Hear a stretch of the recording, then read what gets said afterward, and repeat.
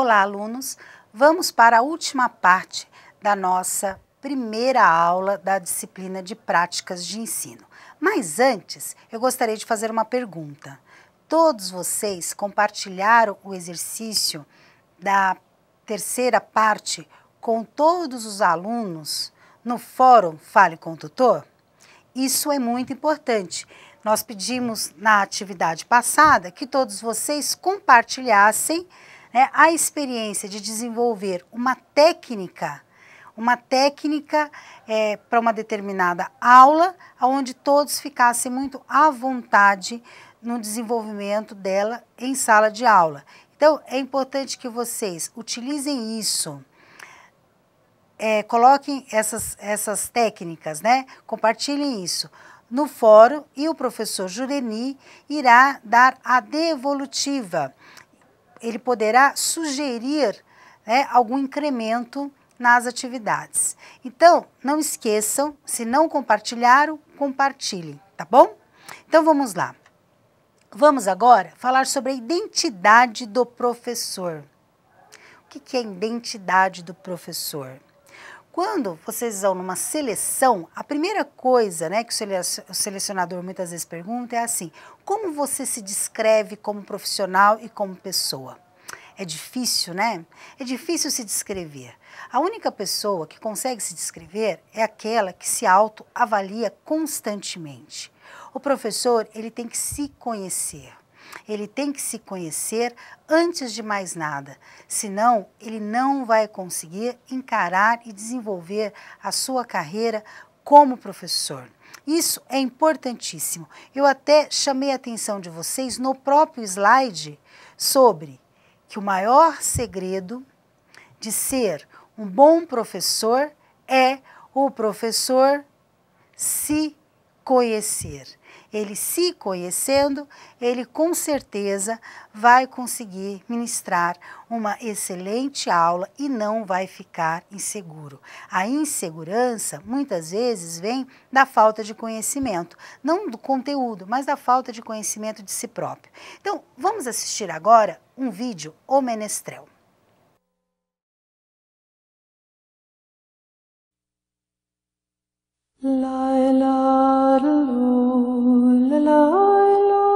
Você aprende. Depois de algum tempo você aprende a diferença. A sutil diferença entre dar a mão e acorrentar uma alma. E você aprende que amar não significa apoiar-se, e que companhia nem sempre significa segurança. E começa a aprender que beijos não são contratos e presentes não são promessas.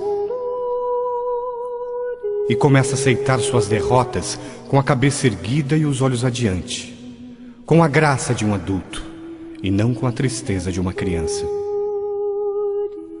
E aprende a construir todas as suas estradas no hoje, porque o terreno do amanhã é incerto demais para os planos, e o futuro tem o costume de cair em meio ao vão. Depois de um tempo você aprende que o sol queima se ficar exposto por muito tempo. E aprende que não importa o quanto você se importe, algumas pessoas simplesmente não se importam. E aceita que não importa quão boa seja uma pessoa, ela vai feri-lo de vez em quando, e você precisa perdoá-la por isso. Aprende que falar pode aliviar dores emocionais. Descobre que se leva anos para se construir confiança e apenas segundos para destruí-la. E que você pode fazer coisas em um instante das quais se arrependerá pelo resto da vida. Aprende que verdadeiras amizades continuam a crescer mesmo a longas distâncias. E o que importa não é o que você tem na vida, mas quem você tem na vida. E que bons amigos são a família que nos permitiram escolher. Aprende que não temos que mudar de amigos se compreendemos que os amigos mudam. Percebe que seu melhor amigo e você podem fazer qualquer coisa, ou nada, e terem bons momentos juntos. Descobre que as pessoas com que você mais se importa na vida são tomadas de você muito depressa, Por isso sempre devemos deixar as pessoas que amamos com palavras amorosas. Pode ser a última vez que as vejamos. Aprende que as circunstâncias e os ambientes têm influência sobre nós, mas nós somos responsáveis por nós mesmos. Começa a aprender que não se deve comparar com os outros, mas com o melhor que pode ser. Descobre que se leva muito tempo para se tornar a pessoa que quer ser, e que o tempo é curto. Aprende que não importa onde já chegou, mas aonde está indo. Mas se você não sabe onde está indo, qualquer lugar serve.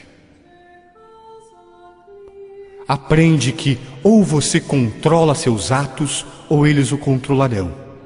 E que ser flexível não significa ser fraco ou não ter personalidade, pois não importa quão delicada e frágil seja uma situação, sempre existem dois lados.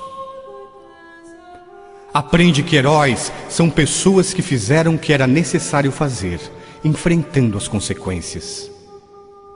Aprende que paciência requer muita prática. Descobre que algumas vezes a pessoa que você espera que o chute quando você cai é uma das poucas que o ajudam a levantar-se. Aprende que maturidade tem mais a ver com os tipos de experiência que se teve e o que você aprendeu com elas do que com quantos aniversários você celebrou. Aprende que há mais os seus pais em você do que você supunha. Aprende que nunca se deve dizer a uma criança que sonhos são bobagens. Poucas coisas são tão humilhantes e seria uma tragédia se ela acreditasse nisso. Aprende que quando está com raiva, tem o direito de estar com raiva, mas isso não dá a você o direito de ser cruel. Descobre que só porque alguém não ama do jeito que você quer que ame, não significa que esse alguém não ama com tudo que pode. Pois existem pessoas que nos amam, mas simplesmente não sabem como demonstrar ou viver isso. Aprende que nem sempre é suficiente ser perdoado por alguém. Algumas vezes você tem de aprender a perdoar-se a si mesmo. Aprende que com a mesma severidade com que julga, você será em algum momento condenado. Aprende que não importa em quantos pedaços seu coração foi partido, o mundo não para que você o conserte. Aprende que o tempo não é algo que possa voltar para trás. Portanto, plante seu jardim e decore sua alma, em vez de esperar que alguém lhe traga flores. E você aprende que realmente pode suportar, que realmente é forte, e que pode ir muito mais longe depois de pensar que não se pode mais. E que realmente a vida tem valor e que você tem valor diante da vida. Nossas dádivas são traidoras e nos fazem perder o bem que poderíamos conquistar se não fosse o medo de tentar. William Shakespeare.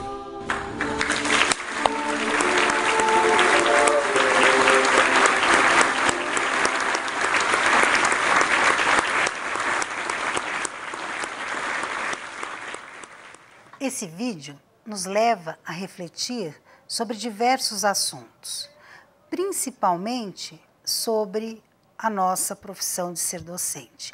Uma profissão nova para muitos e que vocês irão passar por diversos obstáculos. Por isso, preste atenção, se autoavaliem. Quando no poema Menestrel ele coloca que nós somos responsáveis por nós mesmos, nós somos responsáveis por todas as nossas ações. Por isso que precisamos ficar atentos, por isso que nós precisamos nos autoavaliar. Reclamar só não adianta, nós temos que nos avaliar. Falar sobre ser flexível, ser paciente. O que é ser um professor flexível? O que é ser um professor paciente? Será que em todas as ocasiões, em sala de aula, nós vamos conseguir trabalhar com a paciência? Será que muitas vezes nós não vamos nos desequilibrar? Será que você se conhece ao ponto de pensar que numa determinada atitude de um aluno, você vai saber realmente como segurar, como chamar atenção, como colocar o aluno a refletir sobre aquela atitude? Então, a autoavaliação, ela é muito importante. A minha sugestão é que vocês façam essa autoavaliação, que vocês parem, né, em algum momento do seu dia ou da sua noite e fiquem lá por 1 hora se autoavaliando. Faça uma tabela de pontos positivos, de pontos negativos. Pensem em alguns problemas que vocês já enfrentaram na vida ou alguma ocasião especial que vocês acham que não tiveram e que não fizeram, né, da maneira correta, não tiveram a atitude correta. Essa autoavaliação, ela é muito importante, se faz necessário para você, professor, se conhecer. Nós vamos agora ter aí a colaboração do coordenador de curso, o professor Potiguara, que vai falar sobre filosofia da educação. Eu não vou me atrever a falar sobre esse tema do lado de um filósofo. Então, professor Potiguara, por favor, faça os seus comentários sobre a filosofia da educação. Pois não, professora Patrícia, de fato, a questão filosofia da educação não é uma questão tão simples como possa parecer, por conta dos diversos entendimentos que se tem dela. Eu costumo, antes de falar da filosofia da educação, fazer uma distinção entre pedagogia e educação. Penso que, assim fazendo, o tema fica melhor entendido pelos alunos. Por que digo isto? Porque a educação no Brasil, ela é tida como uma prática. Para aqueles que são professores, sabem perfeitamente do que eu estou falando. A grande preocupação dos professores é exatamente como desenvolver o seu trabalho no dia a dia. E isto, evidentemente, causa alguns problemas para a própria educação. Por isto, eu faço a distinção entre educação e pedagogia. No seguinte sentido, esta prática que muitos professores defendem e executam no seu dia a dia, ela não pode estar ou ser desenvolvida sem estar fundamentada teoricamente. Esta é que é a questão. Nem sempre os professores se dão conta de que a sua prática tem que ser fundamentada teoricamente. E por isso eu faço a distinção, repito. Por quê? Porque quem fundamenta a prática educativa é exatamente a pedagogia. Portanto, a pedagogia é, sem sombra de dúvida, a teoria que sustenta a prática educativa. Muito bem, aqui reside o problema. Nós temos duas possibilidades. Uma, de se chamar esta teoria de filosofia da educação. De se chamar filosofia da educação a teoria que fundamenta esta prática. E, neste caso, a filosofia da educação coincidiria com o termo pedagogia. Esse é o primeiro ponto. O segundo ponto seria a filosofia da educação, como o nome diz, estar voltada exatamente para a educação, no sentido de que a filosofia, neste caso, faria uma análise crítica sobre o processo educacional. Então, duas situações. A primeira situação, a filosofia da educação coincidiria com a pedagogia. A segunda situação, a filosofia da educação seria uma análise crítica sobre o que acontece mesmo em termos de educação. Eu prefiro ficar com a primeira situação, onde nós teremos, uma vez que temos que nos preocupar com a fundamentação, nós teremos que conhecer quais seriam os elementos fundamentais dessa pedagogia. Por exemplo, não há pedagogia sem uma concepção de homem. Pois bem, esta concepção de homem nos é dada pelas antropologias filosóficas. Então, a partir desta concepção de homem, nós teremos, então, o desenvolvimento da pedagogia, que supõe também diversas concepções, como concepção de mundo, concepção de sociedade, concepção de escola, concepção de professor, concepção de aluno e por aí vai. Então, é nesse sentido que diz a professora Patrícia, todos nós temos que ter uma filosofia da educação, e eu diria, ou uma pedagogia, no sentido de que é a pedagogia que vai nos possibilitar trabalhar a educação. Agora, há que se observar o seguinte: enquanto a pedagogia pode ser considerada a ciência da educação, a educação, contudo, não trabalha somente com a filosofia. Então, existem 5 áreas da cultura: a ciência, a filosofia, a arte, a teologia e o senso comum.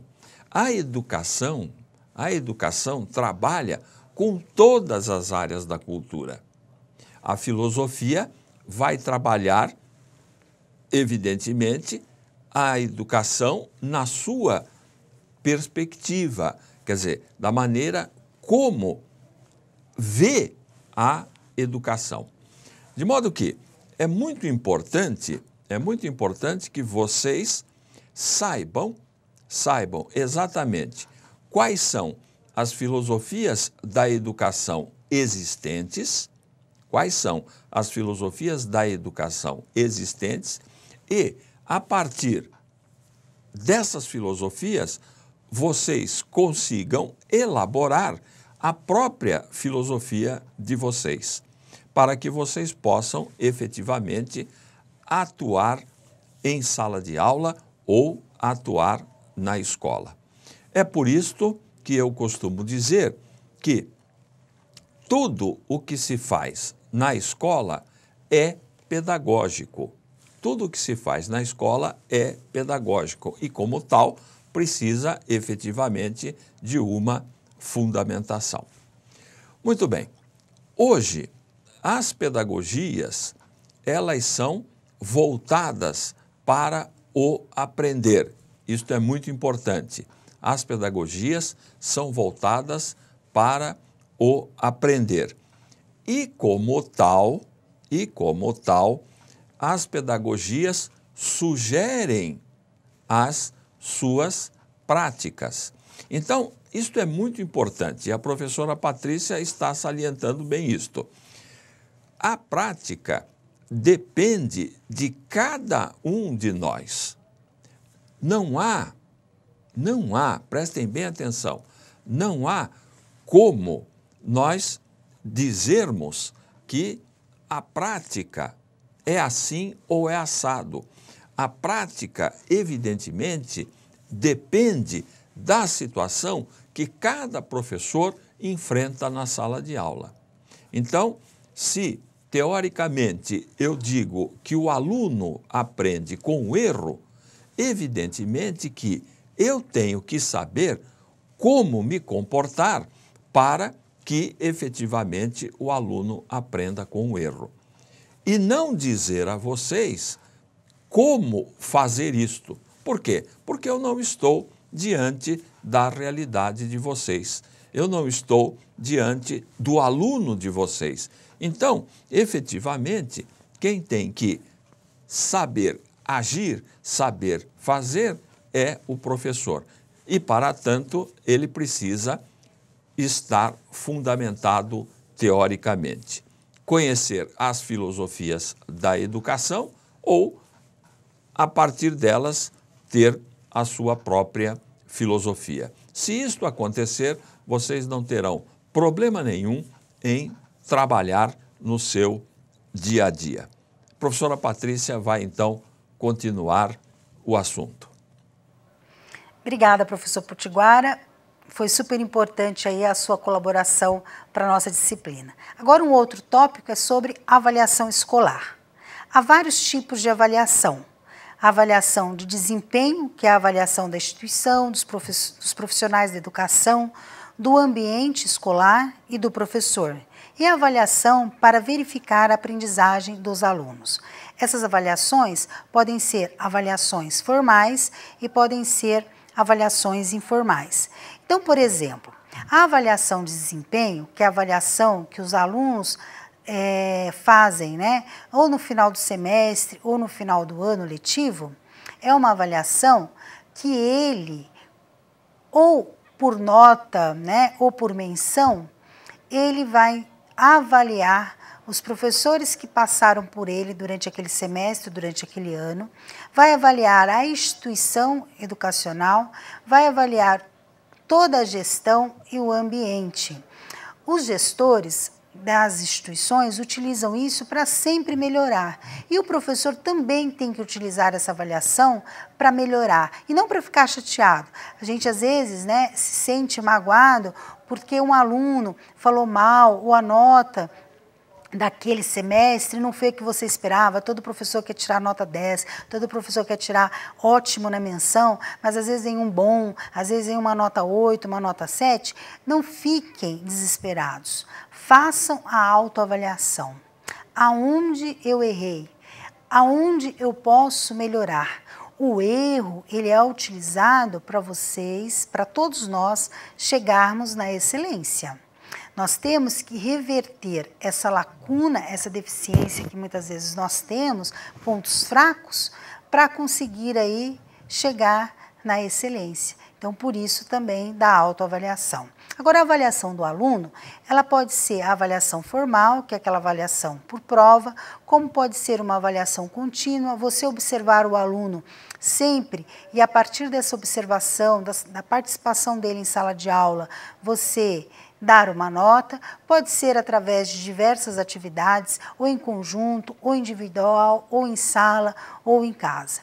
Então, tem várias maneiras de você avaliar o aluno. A minha sugestão é que vocês retomem a disciplina Avaliação e Aprendizagem, que está dentro desse curso, dentro do ambiente virtual de vocês, façam novamente, né? Façam as leituras, assistam as aulas novamente, que vão ajudá-los agora, com um novo olhar, a entender melhor essa avaliação e como vocês vão utilizar esse instrumento para avaliar os alunos. Isso é muito importante. Os objetivos. Qual é o objetivo da prática? Qual é o objetivo de ser professor? Qual é o objetivo de você, professor, estar ali ministrando aula? Aonde você quer chegar? Aonde você quer que o seu aluno vá? Os objetivos devem ser alcançáveis, isso em primeiro lugar. Sempre que possível, avaliados ao longo do período. Por quê? Você coloca um objetivo, você quer chegar em tal lugar, você quer saber se o seu aluno conseguiu chegar lá, mas você não tem essa avaliação. Avalie se realmente a sua proposta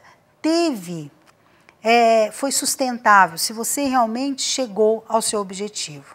Devem constar sempre no plano de ensino, no plano de aula, de maneira bem clara e simples o objetivo. É comum encontrar nos planos de aula trechos como formar aluno crítico, consciente, reflexivo, participativo, um cidadão complexo, é completo, parece até um jargão, uma mistura de revolucionário com santo, um filho de Che Guevara com a Madre Teresa de Calcutá. E isso, gente, é impossível. Vocês precisam colocar objetivos que vocês vão conseguir realmente chegar lá. Em 6 meses ou em 1 ano, fazer com que o aluno mude 100%, isso é impossível. E a mudança, ela é do próprio aluno. Você tem uma participação, mas o aluno tem que estar aberto para isso. Então, coloquem objetivos que vocês realmente irão alcançar. Sair da estaca 0 para 1 pontinho, gente, é uma caminhada longa. Na minha carreira de docência, né, ao longo desses 15 anos, eu sempre fiquei muito atenta aos alunos que têm um pouco mais de dificuldade. Então, por exemplo, quando eu via que o aluno não ia bem em outras disciplinas, que não foi bem no ano anterior, ao semestre anterior, e de repente, né, eu de uma forma ou de outra, essa aproximação com as atividades, essa aproximação com os exercícios, o professor começa a enxergar melhor o aluno. E tirar um aluno que tem hábito de tirar 1, 1,5, 2, e de repente na sua disciplina ele se destacou, ele ficou feliz porque ele tirou 5, porque ele tirou 4, porque ele tirou 6, gente, isso é um grande mérito. Você pode não construir ali, naquele aluno, né, um santo, como eu mencionei, né, com uma mistura de santo com revolucionário, mas você pode conseguir que ele se motive, que ele comece a enxergar as aulas de uma outra maneira, você começa a enxergar até que o comportamento daquele aluno se modificou. Isso já é um grande mérito para você e pro aluno. As minhas sugestões para essa última parte dessa aula. Pesquisar sobre 4 tendências pedagógicas: tradicional, nova, tecnicista e libertadora. Vocês farão uma leitura, uma pesquisa sobre isso e vão postar lá na área do tutor perguntas, dúvidas, né? Vão pedir esclarecimento sobre essas tendências pedagógicas. Vão retomar as aulas de Fundamentos da Educação e História das Ideias Pedagógicas. Essas aulas estão disponíveis no ambiente virtual, vocês vão retomar, vão assistir novamente essas aulas e fazer as leituras também novamente. Tudo isso para ver se vocês estarão aí já treinando ser o professor, ter o olhar de professor, que isso é muito importante. A próxima aula dessa disciplina não será dada por mim, vai ser dada pelo professor Potiguara, o coordenador do nosso curso. Por quê? Porque ele é autor de um texto maravilhoso que é Pedagogia do Sujeito. E a nossa próxima aula, o nosso tema é Pedagogia do Sujeito. Então, gente, eu desejo a todos vocês, até a 3ª aula dessa disciplina, que vocês consigam aí rever toda essa primeira aula, rever as aulas que eu indiquei, fazer as leituras e o exercício. Eu tenho certeza que todos vocês se sairão de forma excelente nas atividades. Só precisa de serem aí comprometidos com a disciplina. Então, muito obrigada pela atenção e até a nossa 3ª aula da disciplina Práticas de Ensino. Muito obrigada.